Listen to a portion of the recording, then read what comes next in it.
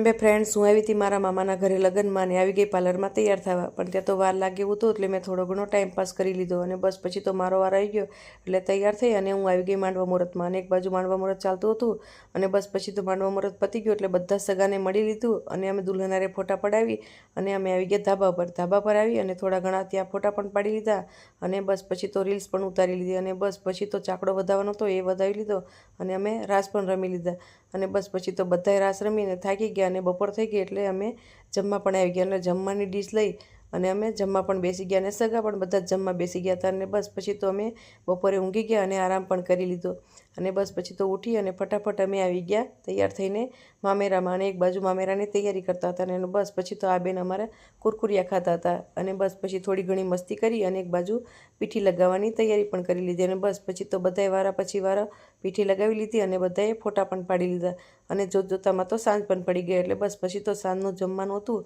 એટલે ફટાફટ અમે ડીશ પણ લઈ લીધી અને સેવ ટમેટાનું શાક, રોટલી, પુલાવ અને ઠંડી ઠંડી છાશ પણ હતી અને બસ પછી તો અમે જમી અને ફટાફટ આવી ગયા તૈયાર થવા, એટલે કે રાસ ગરબાની તૈયારી કરવાની હતી એટલા માટે. અને બસ પછી તો અમે આવી ગયા તૈયાર થઈને રાસ ગરબા રમવા અને બસ પછી તો મામા ફૂઈના ભેગા થાય એટલે રાસ રમવાની તો બહુ જ મજા આવે અને બસ પછી તો અમે બહુ જ રમ્યા રાસ અને બસ પછી તો થાકી પણ ગયા અને ફરી પાછા રાસ રમવાનું ચાલુ પણ કરી દીધું અને ભૂખ પણ લાગી હતી એટલે બસ પછી તો નાસ્તો પણ કરી લીધો અને ઊંઘી ગયા. Good night friend. લાઇક કરો, શેર કરો અને સબસ્ક્રાઈબ કરો.